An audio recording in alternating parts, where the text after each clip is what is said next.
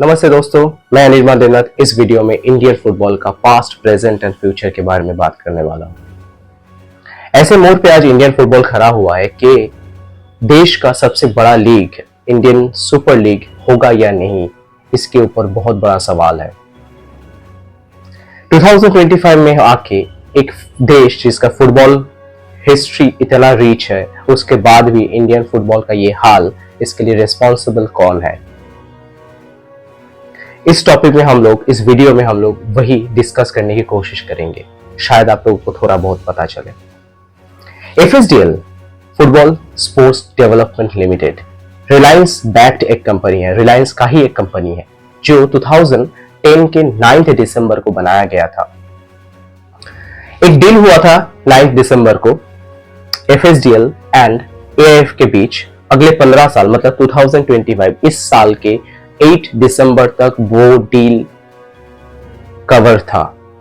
उसमें क्या बोला गया था कि एफएसडीएल इंडियन फुटबॉल के हित में एक लीग बनाएगा जिसमें बहुत सारा अच्छा प्लेयर्स आके खेलेंगे। तो 2010 में ये डील हुआ था बिटवीन एफएसडीएल एंड एआईएफ। तब एआईएफ का जो प्रेसिडेंट था वो था प्रफुल्ल पटेल, जो ये वादे के साथ आया था कि इंडियन फुटबॉल को वो पूरा चेंज कर देंगे, ट्रांसफॉर्मेशन कर देंगे। और इसी के चलते हुए उसने एफएसडीएल के साथ एक डील साइन किया अगले 15 साल मतलब 2025 इस ईयर के एंड तक, जिसमें एआईएफएफ को टोटल 700 करोड़ मिलने वाला है 15 साल में। और जिसके बदले में एफएसडीएल एक लीग बनाएगा जिसका नाम होगा इंडियन सुपर लीग, और वो लीग में वो लोग फ्रेंचाइजिस मॉडल में फुटबॉल खेलेंगे। पहले 3 साल 11, 12, 13 कुछ फुटबॉल नहीं हुआ। 14 से ये लीग चालू हुआ कुछ फ्रेंचाइजी के साथ, जिसमें कोलकाता का भी एक फ्रेंचाइजी था जिसको हम लोग एथलेटिको दी कोलकाता के नाम से जानते हैं। उसके बाद ये लीग बड़ा होता गया, बहुत सारे क्लब ऑन बोर्ड हुए, बट आज 2025 में आके इस मोड़ पे खड़ा हुआ है कि लीग बंद होने को है। मे बी एक नया लीग हो या फिर पुराना ही लीग कंटिन्यू हो।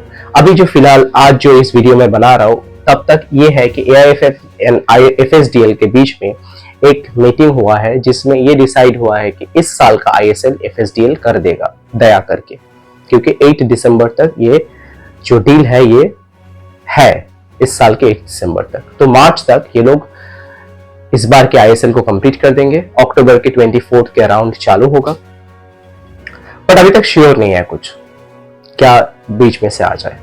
बट आज इंडियन फुटबॉल इस जगह पे खड़ा क्यों है? इंडियन फुटबॉल में हुआ क्या ऐसा कि आज इंडियन फुटबॉल इतने डार्क फेज में खड़ा है?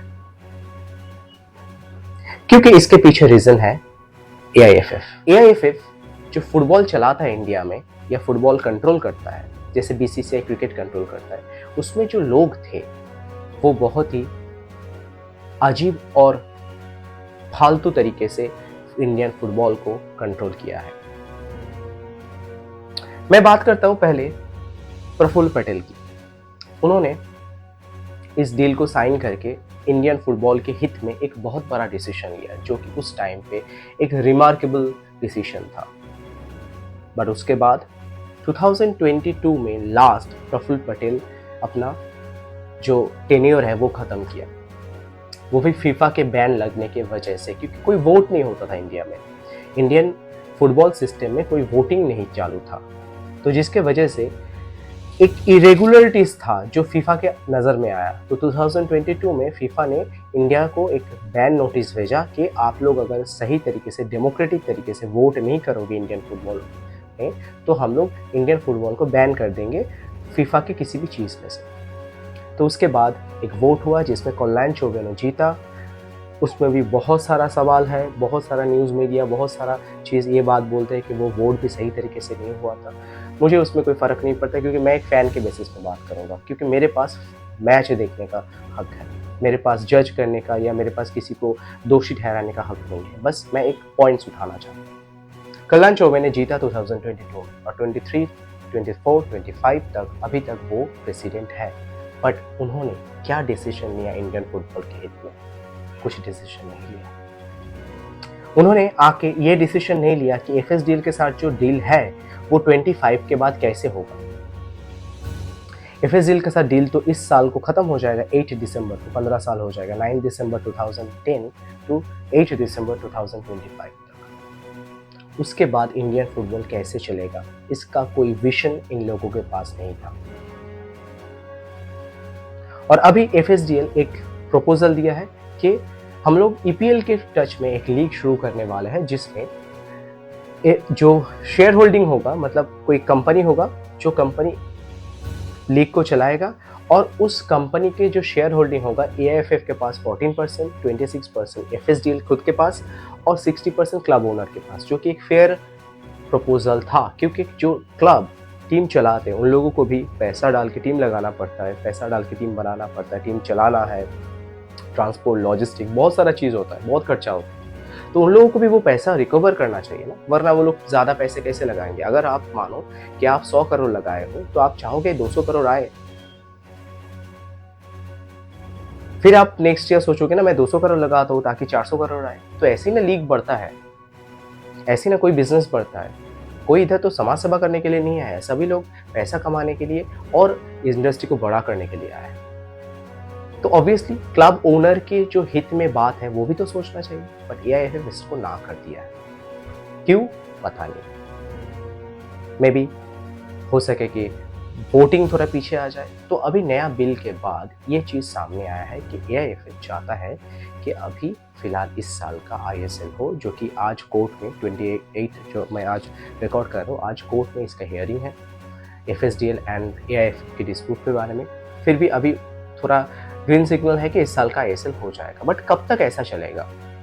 जितना भी प्रेसिडेंट एआईएफएफ के चेयर में आया है वो उठने का नाम नहीं करते हैं, चाहे वो प्रियरंजन दास मुंशी हो, मेरे जीते जी जितना मैं देखा हो, उसके बाद प्रफुल्ल पटेल हो, उसके बाद अभी कल्याण चौबे, उनको भी गद्दी छोड़ने का कोई इरादा नहीं है।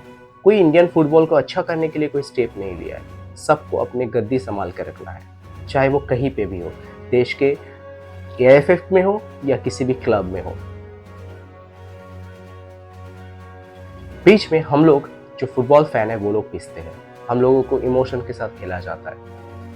आप सोचो आज इंडियन फुटबॉल ऐसे हालत में खड़ा है कि आई लीग कैसे हुआ उसका भी कोई नोटिस नहीं है।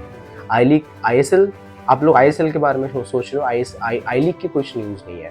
आई लीग के पिछले चैंपियन इंटर काशी को अभी तक ये लेटर नहीं मिला है कि वो लोग आईएसएल खेल पाएंगे या नहीं।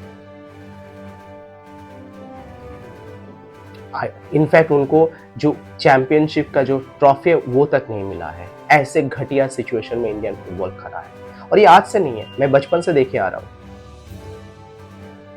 कब सुधरेगा?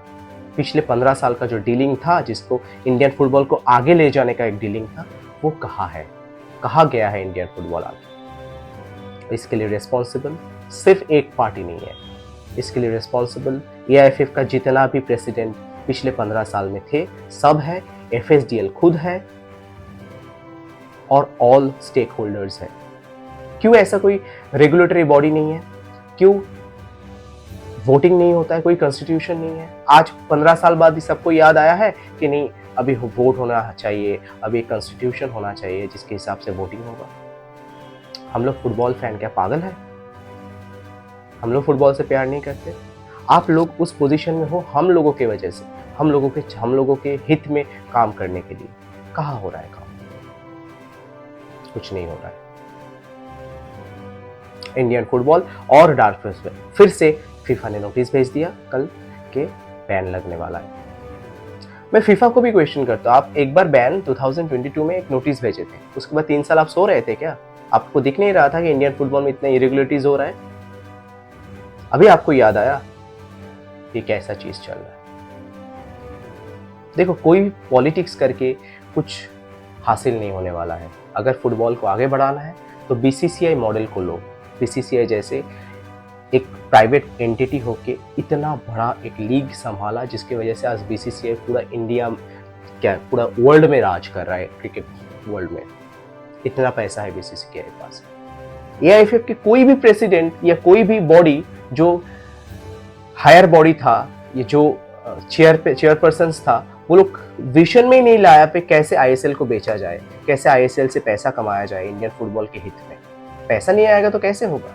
फ्री में कुछ नहीं होता है, फ्री में कोई देश आगे नहीं बढ़ता है, फ्री में कोई कंपनी आगे नहीं बढ़ता है। कोई विजन इन लोगों के पास नहीं था, जिसकी वजह से आज एआईएफएफ का ऐसा बुरा हाल है, इंडियन फुटबॉल का ऐसा बुरा हाल है। एआईएफएफ के किसी भी प्रेसिडेंट के पास इंडियन फुटबॉल को आगे बढ़ाने का कोई विजन नहीं था। कब ये होगा पता नहीं, देखते हैं क्या होता है फुटबॉल में आगे। पास्ट तो खराब ही था, प्रेजेंट बहुत ही खराब चल रहा है, फ्यूचर में क्या होगा I really don't know, but I think अच्छा हो, मेरा देश भी अच्छा फुटबॉल खेले, हम भी बोल पाए कि हम लोगों के पास भी एक लीग है जिसमें टॉप क्लास फुटबॉलर खेलते हैं। शायद तब तक मेरा दाढ़ी सफ़ेद हो जाएगा।